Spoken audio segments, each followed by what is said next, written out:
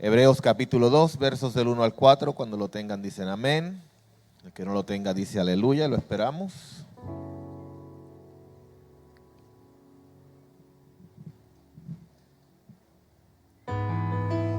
¿Lo tenemos? Dice la palabra del Señor. Por tanto, es necesario que con más diligencia atendamos a las cosas que hemos oído. No sea que nos deslicemos. Porque si la palabra dicha por medio de los ángeles fue firme, y toda transgresión y desobediencia recibió justa retribución, ¿cómo escaparemos nosotros si descuidamos una salvación tan grande? La cual, habiendo sido anunciada primeramente por el Señor, nos fue confirmada por los que oyeron, testificando Dios juntamente con ellos con señales, prodigios, diversos milagros y repartiendo del Espíritu Santo según su voluntad. Padre, te damos gracias por tu palabra. Tu palabra es la verdad, en ella confiamos. Ella es la única que puede transformarnos, cambiar nuestra manera de pensar, para así poder cambiar nuestra manera de vivir. Necesitamos más de ti, más de tu Espíritu, y escuchar tu voz sobre todas las cosas para conocerte. Así que te pedimos que sea voz tuya y no mía, tus pensamientos no los míos, tu conocimiento y no el mío. Que seas tú fluyendo a través de mí para todos ser edificados, Señor, oh Dios, en esta mañana. Porque queremos escuchar una palabra que nos afirme. En el nombre de Jesús. Amén, amén, amén. Estamos continuando, esta es en la serie de los mensajes, ¿qué tan segura es tu salvación? Y esta es la parte número 4 de esta serie.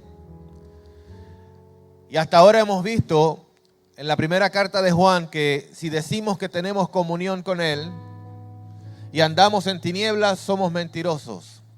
Luego hablábamos en el último mensaje con respecto a cómo está nuestra relación con el pecado. Ha disminuido, hay menos pecado en nuestra vida. ¿Qué es el pecado? Todas estas cosas las fuimos tocando, reconociendo algo que la Biblia establece muy claro, que saber hacer las cosas bien y no hacerlas también cuenta como pecado. Y tenemos que trabajar con nuestra vida y hacer aquello que nos corresponde hacer en el tiempo que nos ha tocado. Ahora en esta escritura vamos a trabajar algo muy importante que nos ayudará también a ver lo que en la primera carta de Juan se nos anuncia. ¿Cómo escaparemos si descuidamos? Dice esta escritura. ¿Cómo escaparemos si descuidamos una salvación tan grande? Y te pregunto, ¿alguna vez has sido descuidado con algo? O sea, es un término que podemos relacionar con algún aspecto, alguna experiencia de nuestra vida. Ser descuidados. ¿A alguien por accidente se le ha quedado la estufa prendida más tiempo del que debería? ¿O la plancha? ¿O una luz prendida? ¿O el agua corriendo? Hemos sido descuidados en la vida. Así que cuando nos dice que ¿cómo escaparemos si descuidamos? Es un término que deberíamos poder asimilar porque tenemos experiencias que nos dan una referencia de lo que el término nos está diciendo.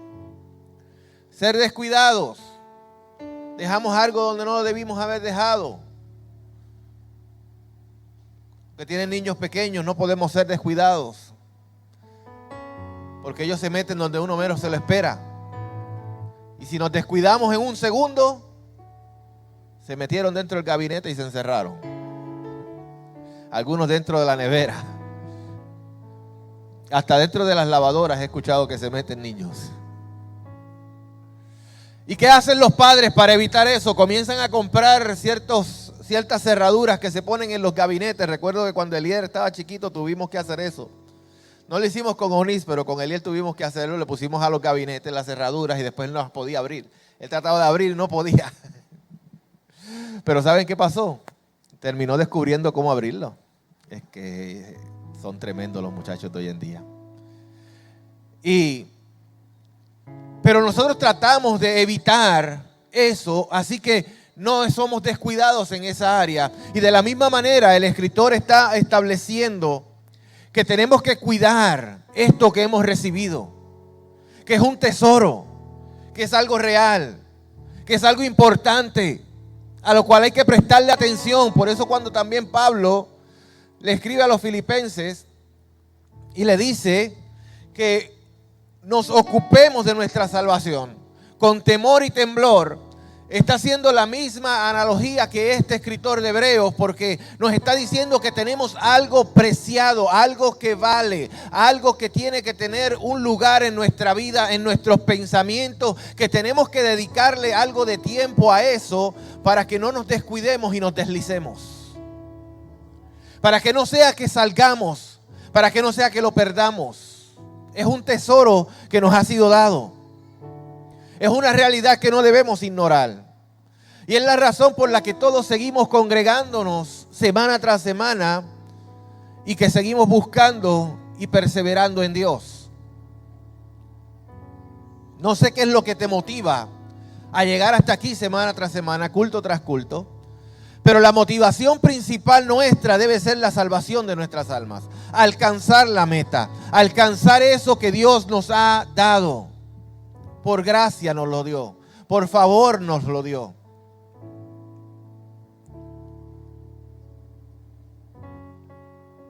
Y nos invita a tener una mayor diligencia y que atendamos las cosas que hemos oído.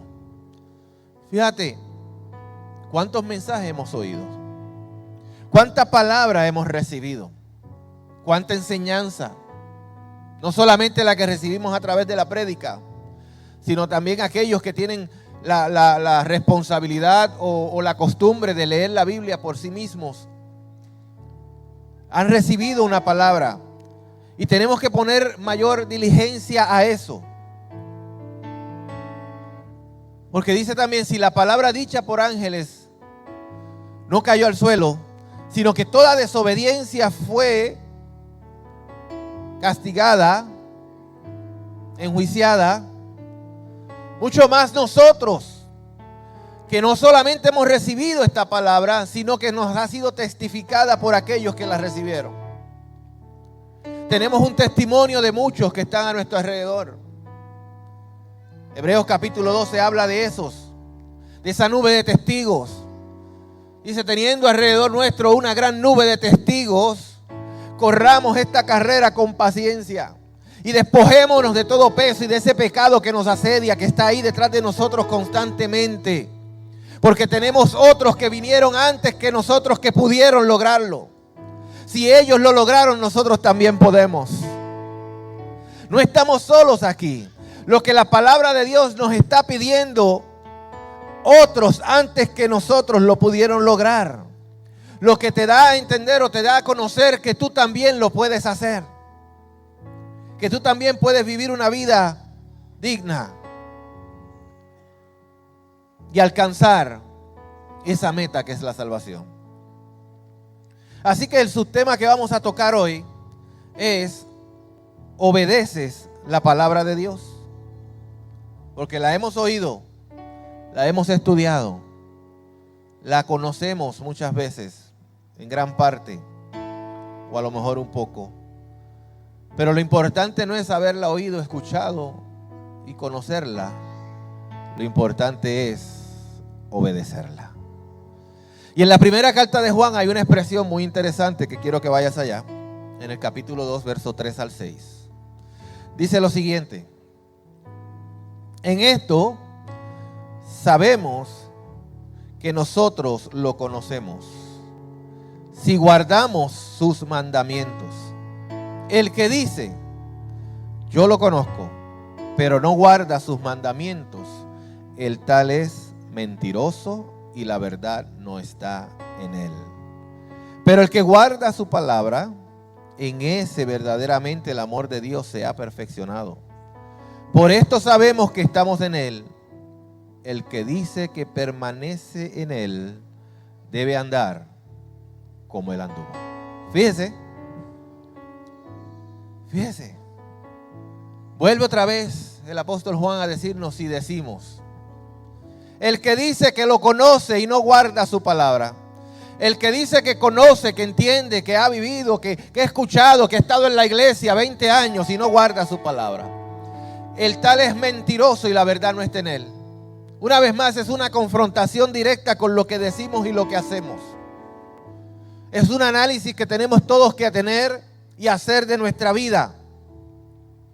Porque debe haber una concordancia entre lo que decimos y lo que hacemos.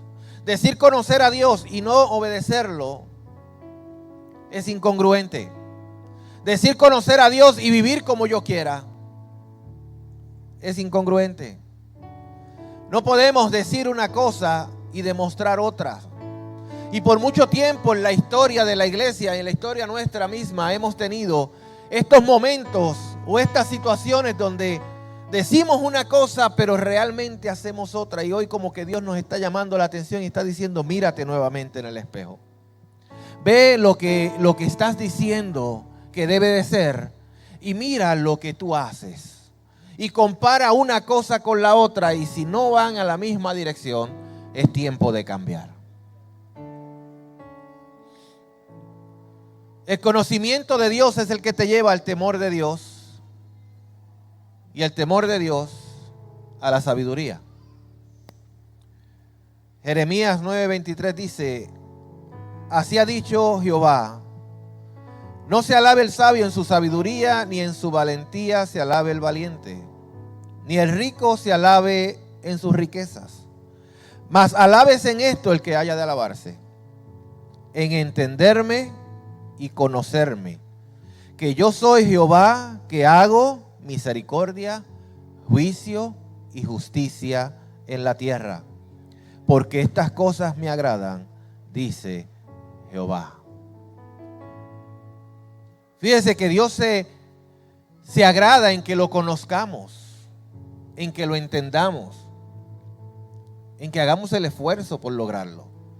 No que lo dejemos como algo imposible, como muchos a veces dejan las cosas como algo imposible. No, yo no puedo comprender esas cosas, yo no puedo entenderlas. Dios quiere que la entienda, Dios quiere que la comprenda, Dios quiere que lo conozcas, Él quiere darse a conocer. Toda la historia bíblica nos da el conocimiento, nos muestra a un Dios que se quería dar a conocer a un pueblo. Todo el tiempo Él quería tener una relación con este pueblo. En un momento dado se les aparece en el monte Sinaí, y porque había humo y había cosas que le causaban temor al pueblo, el pueblo decidió no acercarse.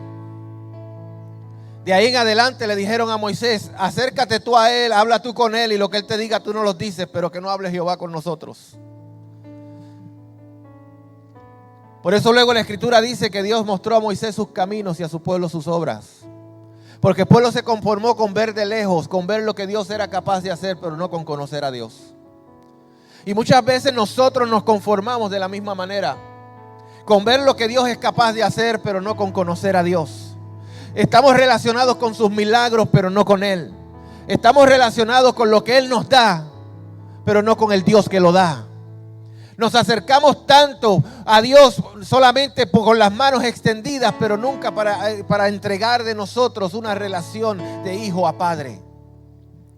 No hemos tenido esa cercanía, no hemos tenido ese conocimiento, y es necesario que la iglesia comience a conocer al Dios que sirve.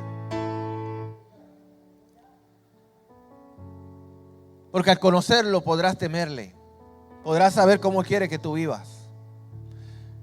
Y la Biblia dice que el temor, el principio de la sabiduría es el temor a Jehová. Lo dice en el Salmo 111:10. El principio de la sabiduría es el temor a Jehová. Buen entendimiento tienen todos los que practican sus mandamientos. Su loor permanece para siempre. Fíjense que dice: buen entendimiento tienen todos los que practican sus mandamientos. ¿Ve que no dice todos los que conocen sus mandamientos?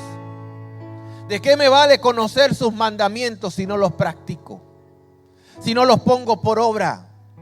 Y Dios lo que espera de nosotros es la práctica de lo que oímos. No es solamente que seamos oidores olvidadizos. Y eso traerá buen entendimiento, sabiduría.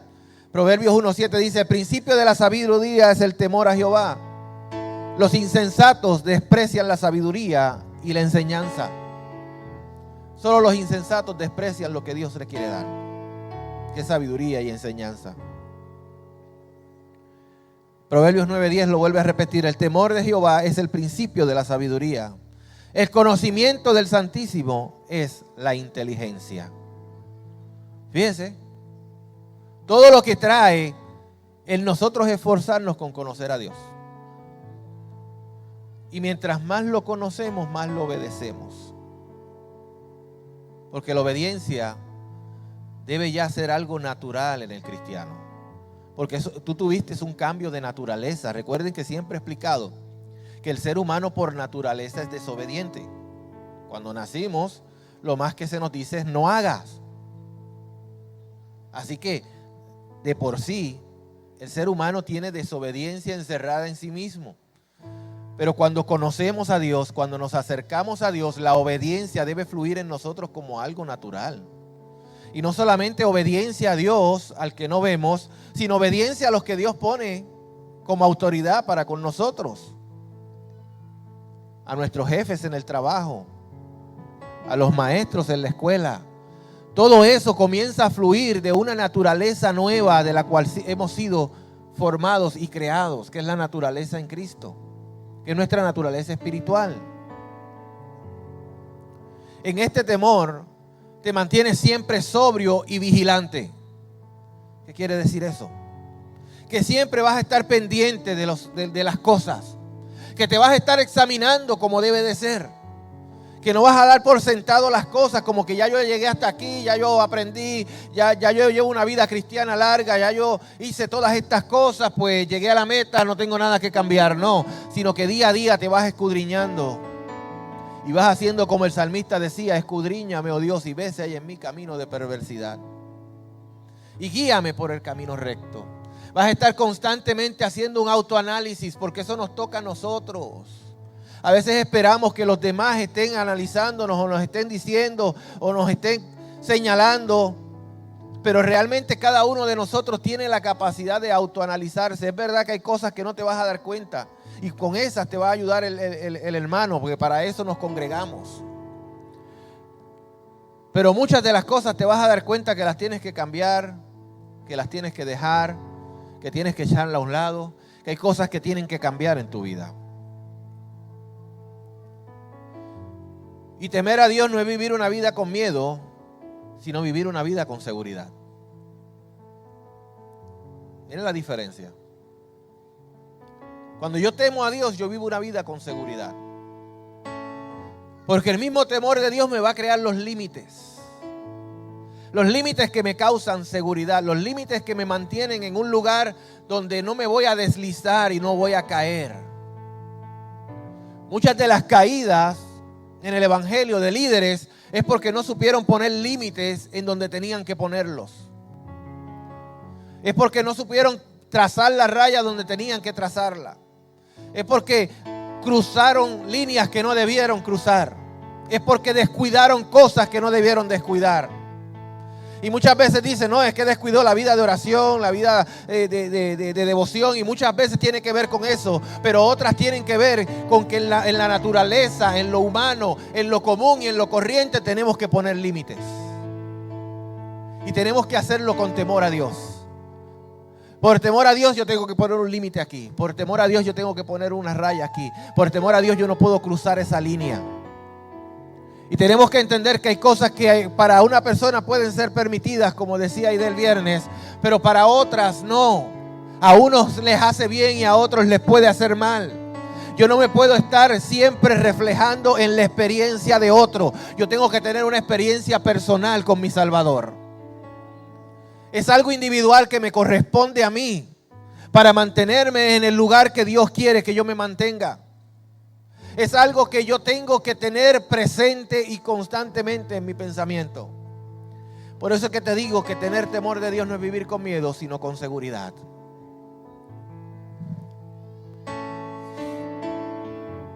Pero sí tenemos que considerar el miedo que puede producir el vivir una vida en incertidumbre de dónde vamos a estar después de esta.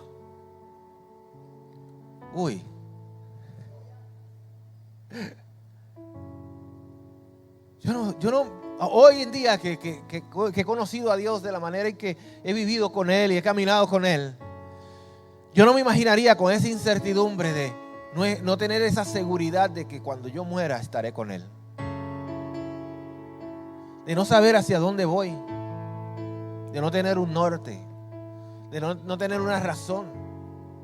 No pudiera vivir de esa forma. Ese miedo sí debe ser producido por esa vida. Pero como dice esta palabra es clara, si decimos conocerle, debemos guardar sus mandamientos. Y la palabra guardar habla de una vigilante, cuidadosa y muy bien pensada obediencia. Así que no implica solamente el hecho de obedecer, sino también el espíritu con el que se obedece o la actitud con la que se obedece. Muchas veces hacemos las cosas por hacerlas, porque me mandaron a hacerlas. Pero la actitud también cuenta. ¿Sí? La actitud cuenta. ¿Cómo yo hago? ¿Cómo yo obedezco? ¿Obedezco en sumisión? ¿Obedezco en humildad? ¿O obedezco en arrogancia? Lo voy a hacer, pero yo sé que como quiera está mal. Lo voy a hacer, pero hubiera sido mejor de aquella manera. Lo voy a hacer, pero yo preferiría haberlo hecho de esta forma. ¿Cómo contará eso el Señor? ¿Qué usted piensa? ¿Usted piensa que el Señor te va a decir, ay, qué bueno que tienes una opinión propia?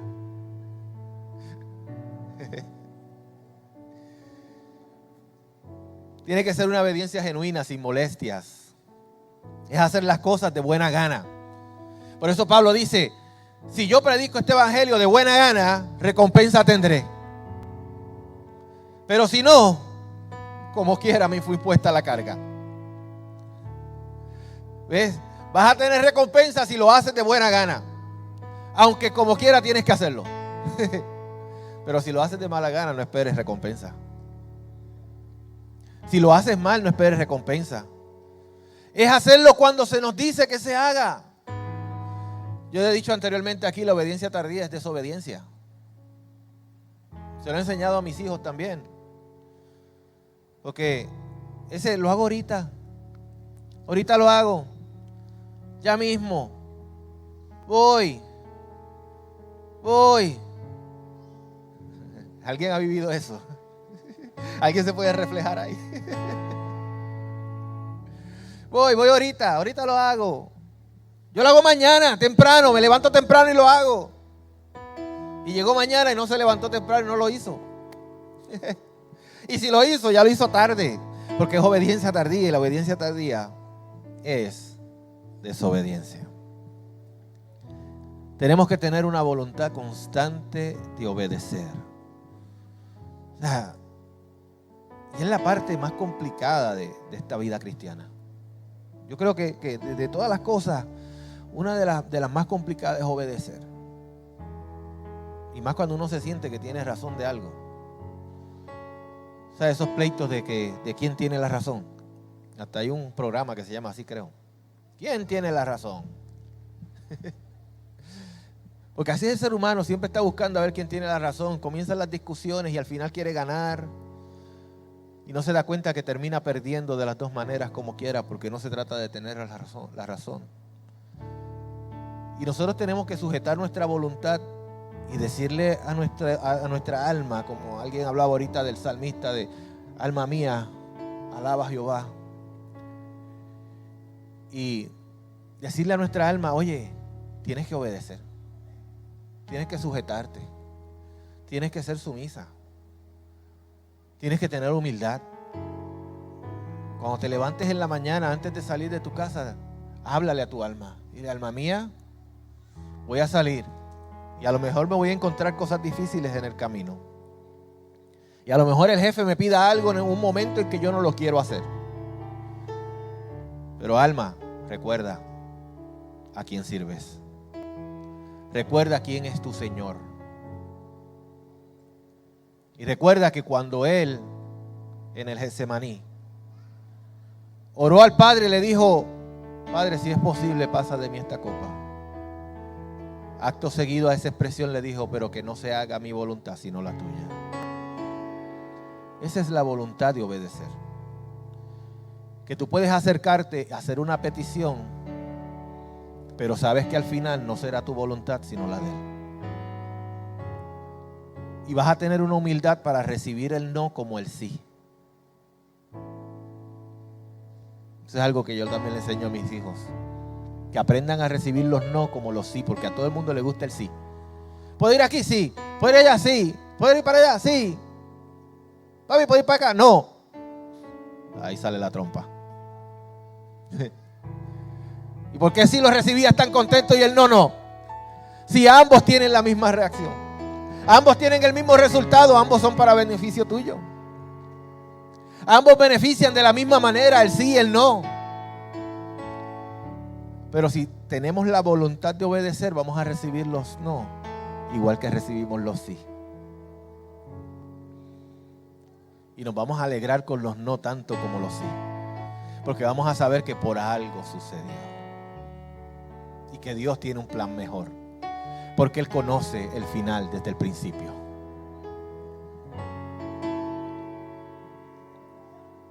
Una gran señal de la salvación no está basada en sentimientos, sino en obediencia. Y no es como yo me sienta hoy. Oh, hoy me siento salvo. Mañana te levantas, hoy no me siento tan salvo como ayer. Porque tengo un poquito de dolor de cabeza y como que no me siento igual. Y sí, somos seres emocionales, todos los reflejamos a través de las emociones. Así que las emociones son buenas y son necesarias y expresan muchas veces quiénes somos.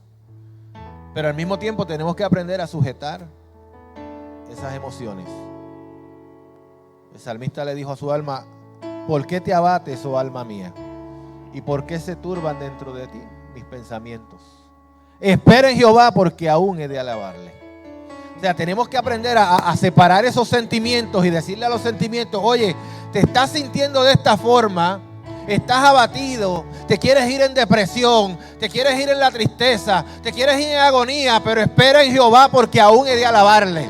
Espera en Jehová porque Él sigue sentado en su trono. Espera en Jehová porque Él tiene la razón en lo que está haciendo. Espera en Jehová porque Él sabe lo que hace. Y Él te va a atravesar por este momento difícil. Y vas a pasar al otro lado y lo vas a poder entender. Lo que ahora no entiende. Pero espera en Él, alma mía, espera en Él.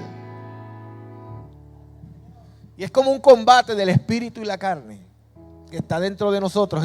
Esa expresión del salmista se oye tan rara. Porque de repente es él hablando con yo y diciéndole, alaba a Dios. Él no necesitaba a nadie que estuviera al lado de él diciéndole, alaba, alaba, alaba. Él mismo se estaba diciendo, alaba, alaba, alaba, alaba, alaba. No te quejes, alaba. En la prueba, alaba, le cantó la canción. Si estás llorando, alaba.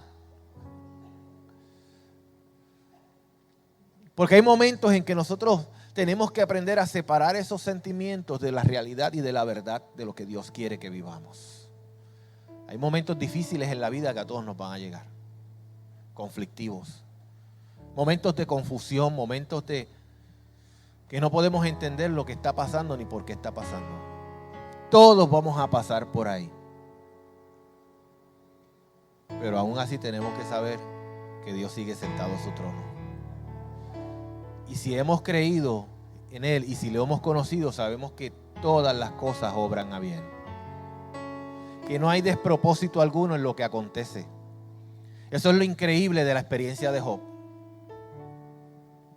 Job tenía todas las razones para quejarse. Tenía todas las razones para renegar. Todo lo pierde. Todo se le va de las manos, hasta la salud. Y la Biblia dice que Job no vio despropósito alguno en todo eso. Wow.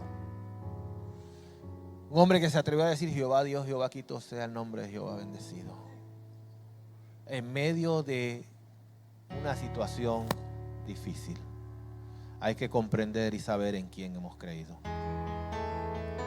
Por eso él dice que aunque ande en valle de sombra o de muerte, no temeré mal alguno, porque tú aún ahí estarás conmigo. No dice porque tú me sacarás de ahí.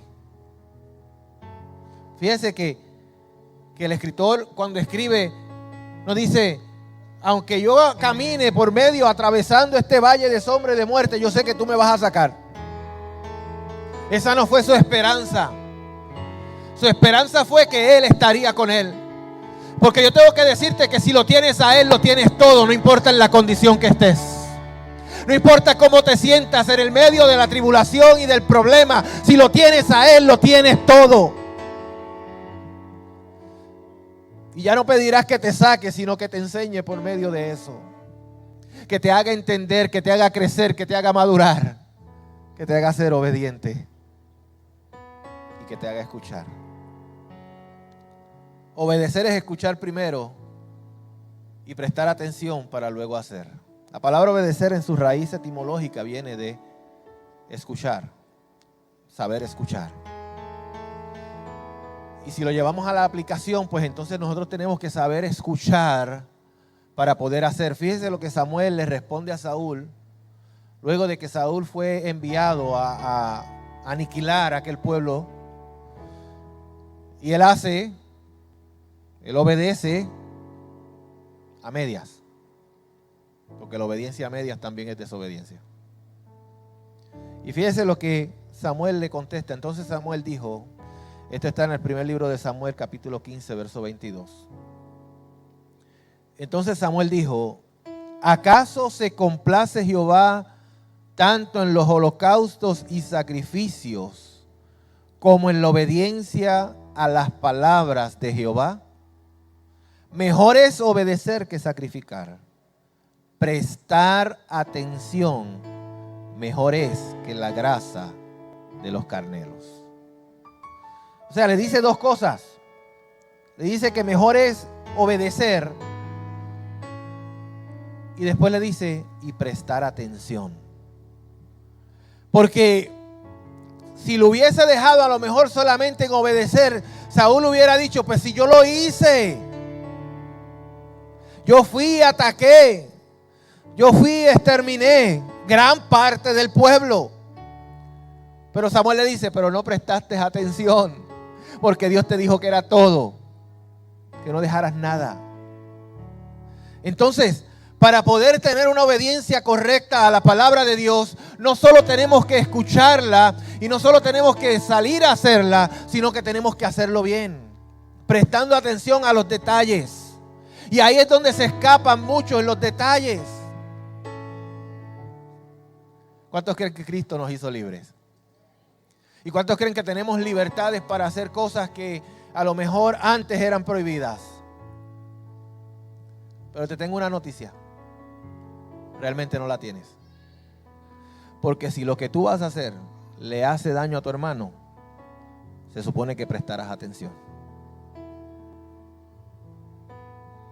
Y muchas veces levantamos argumentos, ay, pero es que es mi vida, yo puedo hacerlo, yo tengo la libertad para hacerlo, sí, pero esa libertad tuya no puede hacerle daño a tu hermano porque entonces no estás actuando en amor.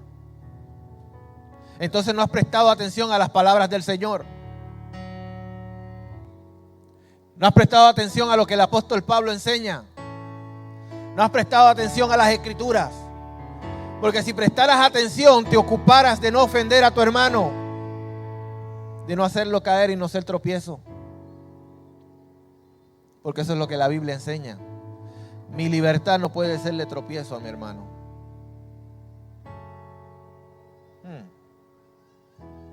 Está complicado esto, ¿no?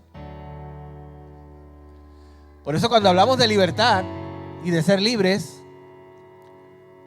tenemos que analizar qué es lo que está detrás de nuestra expresión. ¿Qué es lo que queremos hacer? ¿A dónde queremos llegar? Porque si bien es cierto que existe algo que se llama legalismo, también existe algo que se llama libertinaje. Y esos son los dos extremos a los cuales ninguno de nosotros puede llegar. Y cuando abuso de mi libertad estoy en libertinaje. Y cuando impongo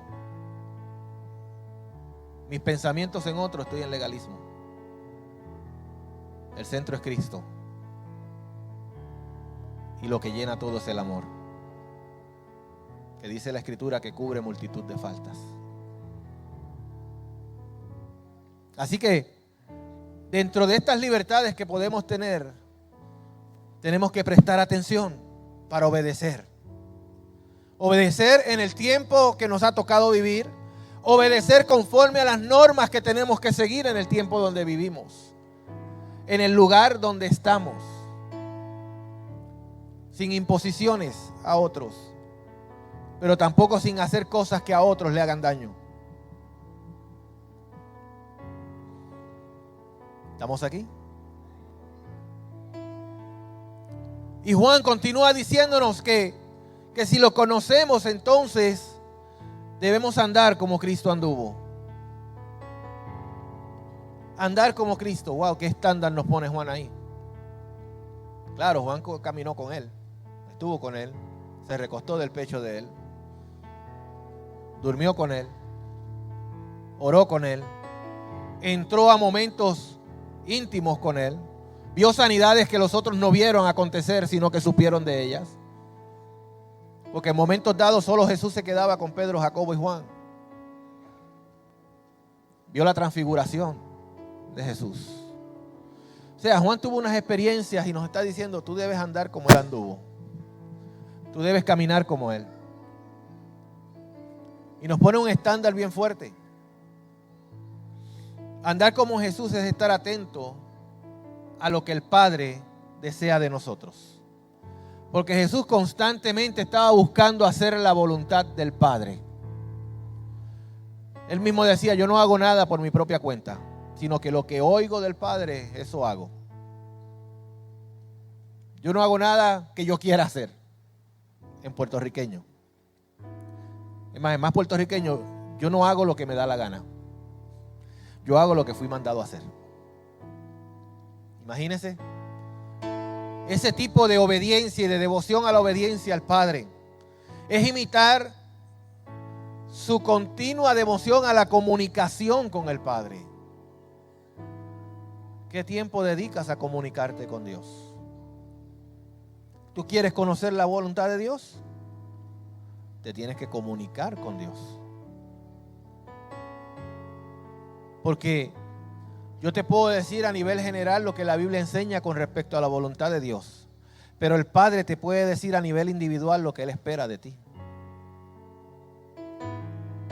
Por eso es que tú tienes que buscar una relación íntima con Él, de cercanía. Algo que produzca en ti ese deseo, ese querer como el hacer.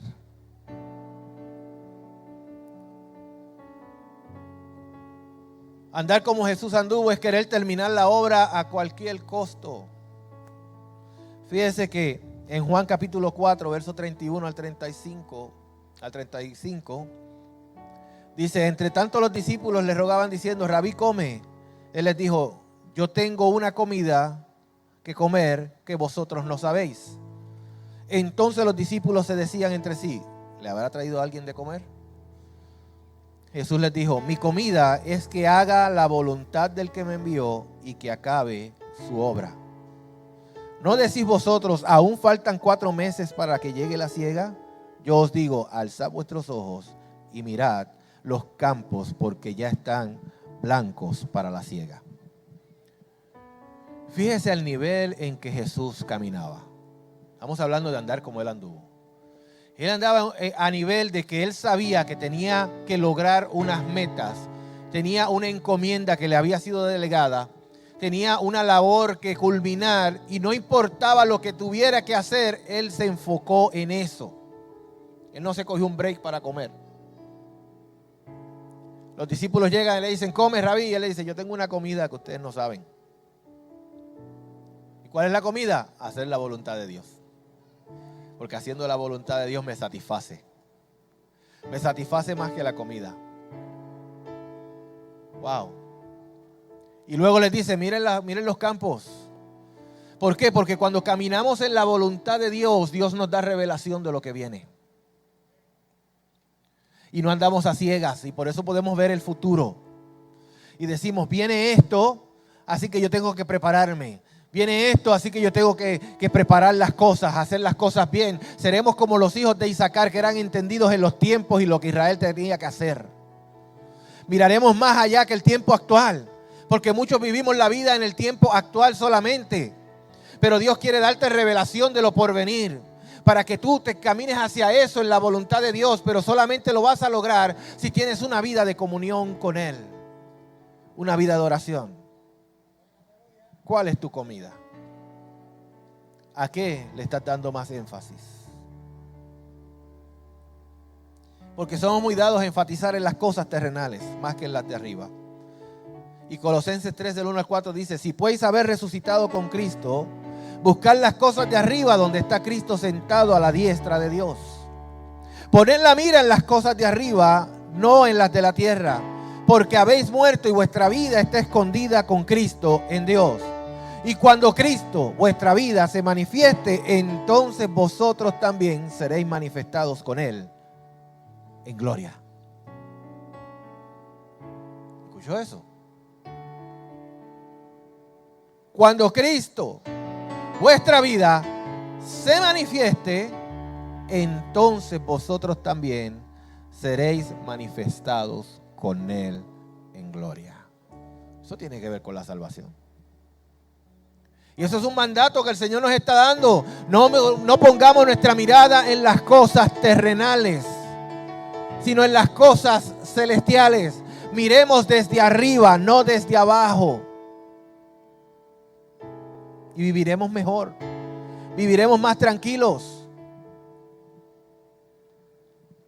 Mira la sociedad cómo está. Mira la gente cómo está. Se alteran de cualquier cosa les molesta. Es porque están mirando las cosas aquí abajo, en este plano. Pero si se elevan y miran las cosas desde arriba, van a saber que Dios tiene un plan. Y el plan de Dios es mejor que el nuestro. Muchas veces, de estos pensamientos que a veces yo entro de momento en la meditación y digo: Señor, ¿qué pasaría si tal presidente ya no estuviese en ese país? ¿Qué pasaría si fulano ya no estuviese allí? Y cuando comienzo a analizar las implicaciones que tiene eso para el mundo entero, yo digo: Señor, de verdad que tú sabes hacerlo mejor. Porque muchas veces a nosotros nos gustaría remover aquel, quitar al otro, poner aquello, que aquello fuese así. Pero cuando vemos las implicaciones que eso trae para todos los demás, y uno tiene que decir: qué grande es el pensamiento de Dios. Porque Él sabe lo que pasaría si cada uno de estos se moviera. Y Él tiene un plan y es mejor que el mío. Y yo me sujeto al plan de Dios. Y camino sobre esta tierra basado en el plan de Él, no el mío. Mis deseos son unos, pero mis pensamientos no son sus pensamientos, ni mis caminos sus caminos. Los de Él son más altos que los míos. Por eso es que yo tengo que buscar las cosas de arriba donde está Cristo sentado, porque las cosas terrenales nos pueden confundir y nos pueden desviar del pensamiento. Y un día, hablando con alguien que conoce bastante de economía y de todas estas cosas y del gobierno, y le planteé el pensamiento y le dije: ya yo comprendo por qué fulano lleva tanto tiempo en el poder y nunca ha podido cambiarse eso. Me dijo: ¿por qué? Le dije: porque Dios lo puso allí. Se lo simplifiqué. Toda la matemática que Él me trajo, yo se la simplifiqué. Y como Dios tiene el control de todo, y para que no se afecten unos que a Dios le interesa ahora mismo que no se afecten, pues lo mantiene allí. Mañana Él sabrá lo que va a hacer. Pero por ahora, sigamos mirando desde arriba. Qué bueno es Dios, ¿verdad? Qué grandes son sus pensamientos. Tenemos que vivir con la mirada puesta en las cosas celestiales. Y andar como Jesús anduvo no se alcanza tampoco de la noche a la mañana. ¿Por qué? Porque le tomó 3 años de caminar con Jesús a aquellos discípulos para poder después comenzar a caminar como Él caminó. Y ellos estuvieron cercanos a Él y estuvieron con Él y durmieron con Él y se levantaron con Él. Y todavía al final, en la etapa final de esta relación con Cristo en la tierra, todavía ellos estaban con conflictos mentales de quién sería el mayor, que quién sería el más grande, que quién se sentaría a la derecha, que quién se sentaría a la izquierda, que quién iba a estar a cargo del grupo, que quién iba a ser el líder, que quién iba a estar hasta que él viniera. ¿Cuántas discusiones no leemos en la Biblia que todavía ellos no habían comprendido del todo? Así que andar como Cristo anduvo no sale de la noche a la mañana, porque seguir esas pisadas son demasiado grandes para nosotros. Pero algo sí yo te digo, que mientras más lo intentes, más lo vas a alcanzar. Si pudiéramos aplicarlo aquí, la práctica hace la perfección. Tú te mantienes constantemente buscando caminar en sus pisadas, buscando seguirlo a Él. Tarde o temprano vas a llegar a eso. El problema es cuando tú piensas que no lo vas a poder lograr y lo dejas de intentar. Ahí es donde viene el fracaso. Porque te conformas hasta donde llegaste si no piensas que puedes llegar a donde Él. Y esta escritura me dice que sí puedo. Que puedo andar como Él anduvo. Y nosotros tenemos el Espíritu Santo de Dios que nos ayuda. Que no solamente nos convenció de pecado y de juicio, y por eso estamos aquí, sino que nos sigue convenciendo. Que se contrista y se entristece cuando estamos haciendo las cosas mal. Que nos los deja saber, que nos habla, que nos guía, que nos impulsa cuando vamos bien. Pero tiene que haber un ejercicio de nuestra voluntad para lograrse. Una actitud de renuncia a las cosas que no ayudan a este caminar.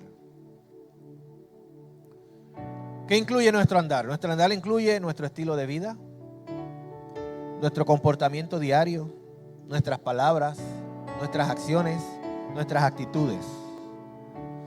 Y ser obediente a sus palabras también demuestra si somos sus discípulos.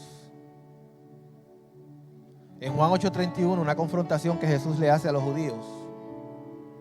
Y les dice, dijo entonces Jesús a los judíos que habían creído en Él: si vosotros permanecéis en mí, en mi palabra, seréis verdaderamente mis discípulos y conoceréis la verdad, y la verdad os hará libres. Y fíjense que como Aide nos hablaba el viernes, también decía algo de esto, que a veces tomamos los textos aislados. Porque todo el mundo dice, conoceréis la verdad y la verdad te hará libre. Pero no puedes conocer la verdad si no se aplica a lo anterior. Si vosotros permanecen en mi palabra, si permanecemos en la palabra, permanecer es una constante obediencia a esta palabra. Y cuando tenemos constante obediencia a la palabra, entonces conoceremos la verdad y la verdad nos hará libre.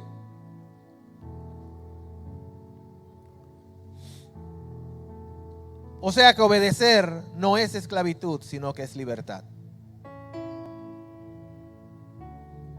Muchas veces las cosas de la Biblia son al revés. Obedecer no es esclavitud, es libertad. Porque Dios sabe lo que nos conviene. Él sabe lo que es mejor para nosotros. Y lo que Él pide de nosotros no es para hacernos daño. Es para sacar lo mejor de lo que Él creó.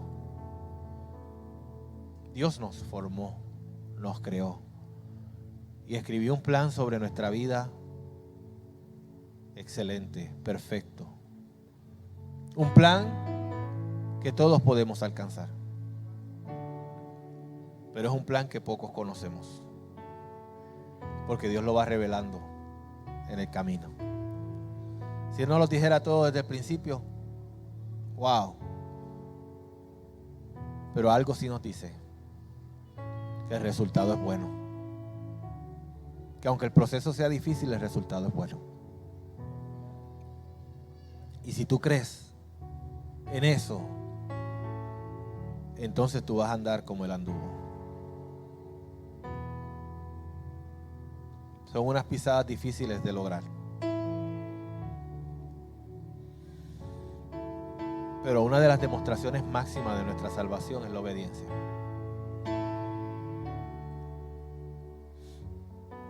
podemos descuidar esta salvación tan grande por no obedecer o no prestar atención a lo que nos ha dicho.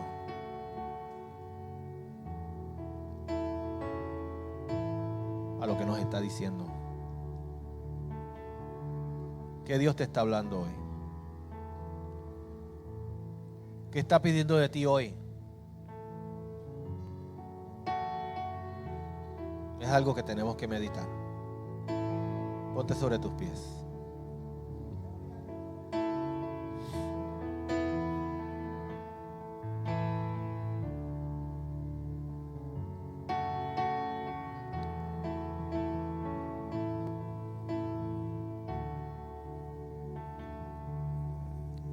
¿Qué pide Dios de ti?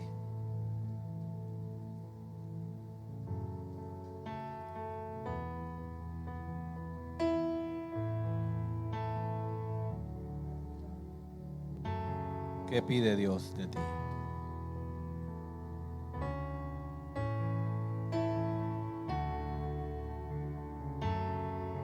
Obediencia. Ahora, ¿estamos dispuestos a obedecer hasta las últimas consecuencias? ¿Estamos dispuestos a obedecer hasta el final? Sé fiel hasta la muerte y yo te daré la corona de la vida. Sé fiel hasta la muerte. El que persevere hasta el fin. Esas son las expresiones bíblicas sobre nuestra salvación. Y la perseverancia encierra dentro de sí la obediencia. Y la fidelidad también.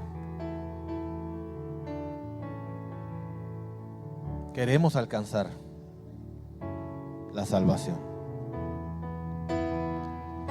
Y ojalá yo me pudiera parar aquí y decirte, mira, la salvación ya la tienes por lo que dijiste, por lo que confesaste. Pero no es así que está plasmada en los evangelios. Conlleva un esfuerzo de nuestra parte y una renuncia a nuestra voluntad, para que se haga su voluntad como en el cielo, así también en la tierra.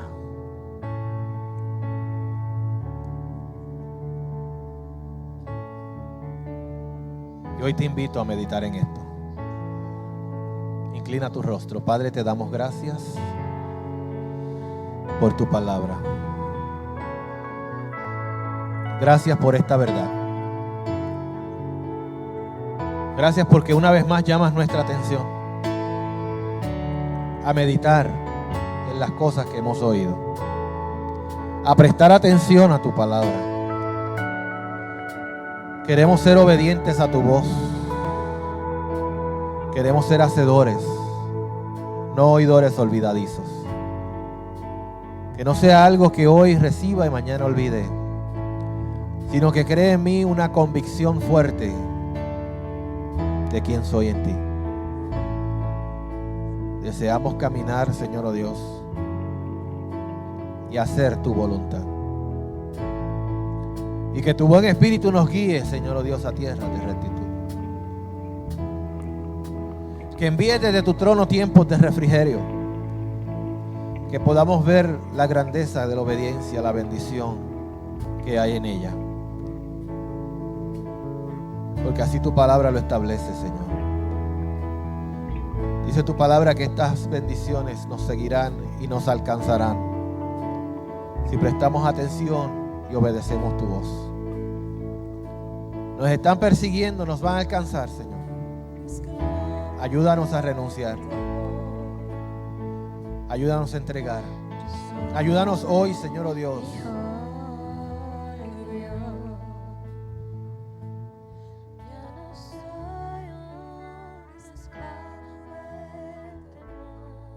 Ayúdanos hoy.